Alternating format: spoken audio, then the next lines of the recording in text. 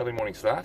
We're off to Scafell Pike this morning, so we've got to drive from Coniston, where we are now, about an hour's drive to the northwest to a little village called Seathwaite, where we're going to park the car, and then we're going to make our trek from there. It's a 16-kilometre hike this morning.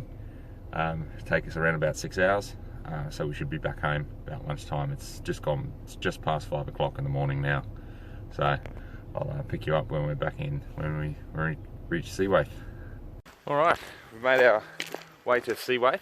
We've just come through a little farm behind me here, so the car's parked on the other side, and we've got to walk along this sort of public right-of-way road access point here. We're heading, that's the hills into which we're heading now, so I'm following a breadcrumb trail. Hopefully we should start seeing some signs and bits and pieces shortly. Tell us where we are.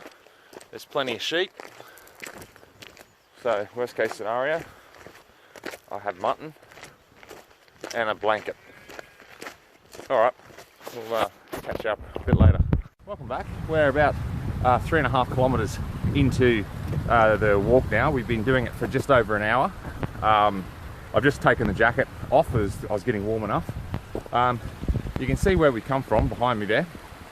You can see the valley. We're basically just following this mountain stream here up, and there's you can see waterfalls. There's a bit of ice I can see on the hills just up that way a little bit. It's a very well kept pathway, quite well maintained. You can see there's a lot of boulders, and if I swing around you can see like there's steps here, and obviously someone comes along and maintains all this, so it's pretty easy going.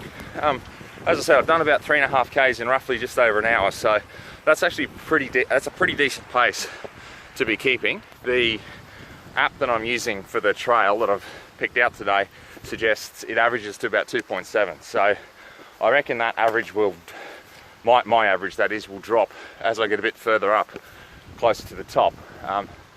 We're heading for Scafell Pike, so the highest mountain, or highest mountain I guess in England. Remember, that's England, not the United Kingdom. Highest mountain in the United Kingdom is Ben Nevis up in Scotland. So basically, the advantage of that is when you look around you, you know you've got to get to something higher than anything around you. So whether that's good or bad, at least it sets you a target to aim for. So anyway, we'll continue on here. We'll continue on, and I'll pick you up a little bit further as we get closer, further up the summit. So just picking you back up, not very far from where I left you off. I pulled the phone out to have a look at the map trail and found I had actually taken a diversionary route, and I actually managed to come up the direction I was going to go backwards, essentially. I mean, it's all the same, two sides of a square really, but you can see now around me we're sort of reaching a bit of a plateau or a plain or something at the top here. There's still distance to travel, but you can see we're heading in that direction there, and you can see it's sort of starting to flatten out a little bit. So it'll be interesting to see when it kicks again, because you kind of, I mean, we've still got to get up at least higher than that, so I am expecting it to just suddenly kick up at some point, but as to when and how, I don't know yet. So we'll continue on and pick you up a little bit later. Just bringing you back, we've got to the top of that plateau area, and you can see behind me there's a big valley, and then you can see there's there's some ice. We just passed a couple of hikers there. We're sort of on the other side of Scafell Pike at the moment, so Scafell Pike. So we've got to go sort of around it, the long way, if you like, and then we'll ascend it from the north. I just caught my first glimpse of Scafell Pike. I'm trying to get it for you on camera. it is about there. You can see a little station, or I can at least anyway, of what must be the peak of Scafell Pike. So again, we're on this sort of plateau, very low grass again, quite similar to the Australian Alps and up around Thredbo and places like that. Sort of similar type of vegetation. So walking now. We've now got to go along a bit. Now this is the part that I'm not 100% sure what we'll be like of, because what we come up is actually what I was supposed to descend, which was, as I said, like a super highway. It was really, really smooth and fast. Now we're heading into sort of a bit unknown, because the route that I was going to take up to Scafell Pike, known as the corridor route, is supposed to be the one that it's supposed to be the route to go up, a bit like Crib Gosh is in, a bit like Crib Gosh, sorry, is to Snowdonia in Wales. I don't know if you can see it on the camera, but some of the valleys here, again, we're not talking massively high peaks. Again, it's not like the Alps or anything like that, but you're still getting these sheer valleys and carve outs. So at the end of the day, I guess it's all Ice Age era landscape carving with glaciers. So pretty amazing area. And one for Daniel. He taught us in Germany that these sort of funny reeds, where you get a bit, that's indicative that there's a bit of a marsh under the ground. Sure enough, he's right nearly all of the time. So managed to avoid getting my boots stuck in the mud a couple of times because of that bit of knowledge. So thanks, Daniel. All right, we're heading up back onto a trail again. So we'll continue around.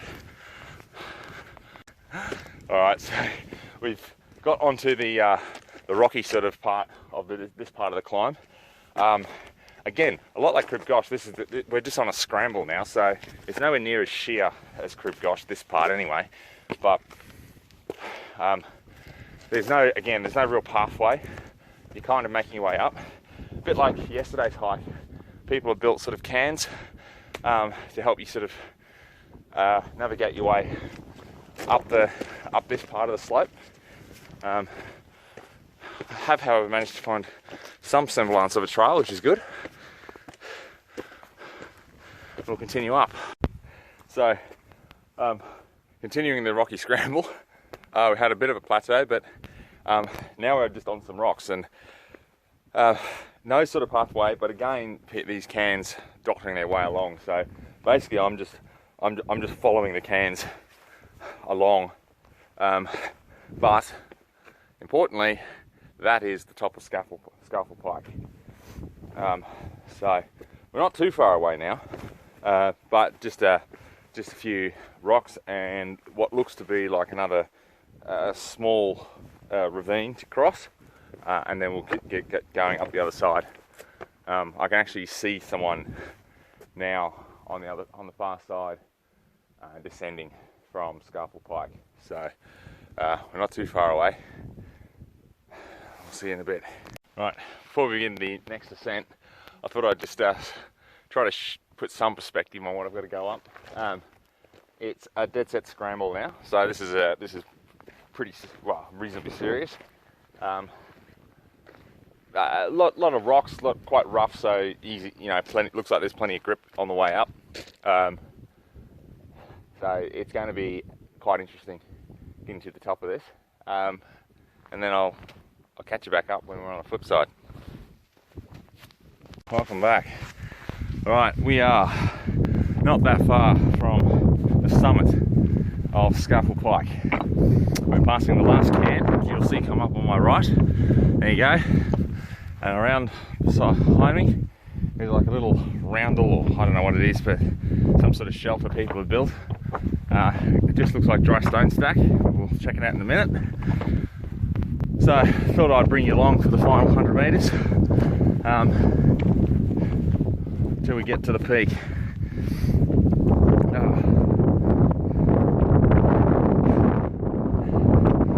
see I've gone back into coat and gloves.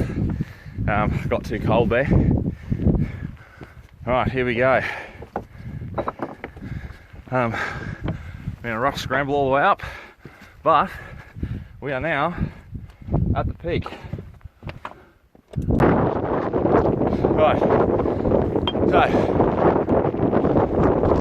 we get to the anointed summit of Scafell Pike, which is a bit like yesterday's at the top. Cans, concrete though.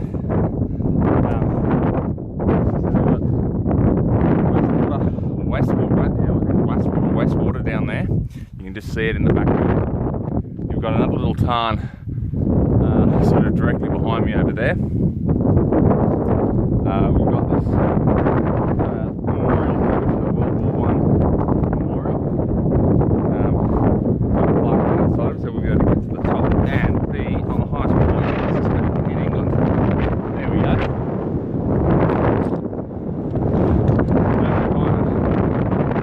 Apparently. How about that? Pretty windy, a bit cold, but well worth it. That was it's about a 7k, just over a 7k trip to the car park. So from here, we begin our descent back down, going back down to the corridor route, back to the car park that way. So probably about another, I don't know, 9 kilometres. You'll see it as we go. We've descended the route from the top of Scafell Pike, so this is sort of just come down through a rocky scramble. We've got about another 4.8 kilometres, nearly 5 k's to go back to the car. So Scafell Pike is the top of that peak over there, and if I swing around, that saddle you can see in the background is the descent and the ascent that I took earlier, where I had the scramble sort of down and up before. So it's quite a saddle actually when you look at it from this distance here. It's not I don't know how much you can see on the camera, but it's quite a gap between the two sides. So we're descending down now to another little tarn called Styhead, and we'll from there we just continue basically just along this track, which is what's called the corridor track. So as I was saying earlier, this is the climbers' route apparently, albeit that they usually come up this way. Having said that, so far from what I've seen, I'm glad I actually went up the other way, because I think the descent from Scafell Pike down what I scrambled up would have been much harder and a bit sketchier than this route here, which is, again, it's just a walking path. So this is pretty good. Right, just more along this path. Got myself onto this little bluff. I thought the trail went around the outside of it, and there was a trail that sort of went around the bluff. So I was hanging on to the side on a very thin ledge, making my way through it before, and luckily managed to find the main trail again, which was only just a couple of meters above me, ironically, but that's how it goes. We're probably about maybe a kilometre, a bit under, from Styhead Tarn now. You can see it behind me. I'm trying to find it for you. It's behind there somewhere. I don't know if you can see that on the camera very well, but it's there. So probably about a kilometre to go to that, and from there, yeah, another couple of k back to the car. So just wandering down the pathway here. It's again, it's a bit of a highway really. Stone steps. It's all very well maintained. Again, just actually went through my second Cliff bar, my like an energy bar, which I don't normally do. That's unusual. I've eaten 2 this morning plus breakfast, so that's I'm clearly still burning calories from yesterday's hike. For me to have gone through a second bar today. And as you're descending, like, just to swing around, like, amazing sort of countryside. I don't really, to be honest, I actually don't know what really is here besides farming. Unlike Coniston, where we were yesterday, where that was a lot of like copper mining and things like that, I've only really seen one tailings dump further back to the car, or closer to the car. Other than that, there's been nothing. So there's plenty of sheep stray on the mountainside with markings on them, so they're not wild sheep. But as to what exactly they do here, other than farm, I don't know. I don't think there is much, to be honest. We've got a bit of a river running down there behind us, or a stream, and off into the distance you can see a farmhouse or something of the sort. I expect it's farmhouse. And if you look along the side of the mountain, you can actually see, I can actually see hikers now, you can actually see a trail that meanders along the foothills there. I don't know what direction that goes, but if you continue that trail all the way along, you can look into the distance, you can actually see dry stone walling that they've put up around to mark all the fields. And this stuff just goes up into the hills, so God knows how old it all is. Clearly done a long time ago, and just maintained and kept there. So yeah, but I have to say it's a desolate environment, a bit like the top of Old Man Coniston yesterday. All right, made it to Styhead Tarn. There it is in the background. Now we've hit what I can only describe as a magic carpet of a road or a pathway, which takes us all the way back to the car. I don't know how long we'll have the nice gravelly path for, but I'm certainly going to make some speed on this stuff. You can actually fish in these tarns up here, so I'd love to bring my rod up at some point and come and throw a fly or a lure through there, see if you can't pick up some brown trout. There's a lot of brown trout up here, but I reckon you need to be right there on dawn or dusk, and preferably when the mayflies are hatching, because I reckon that's when the trout will come to the surface.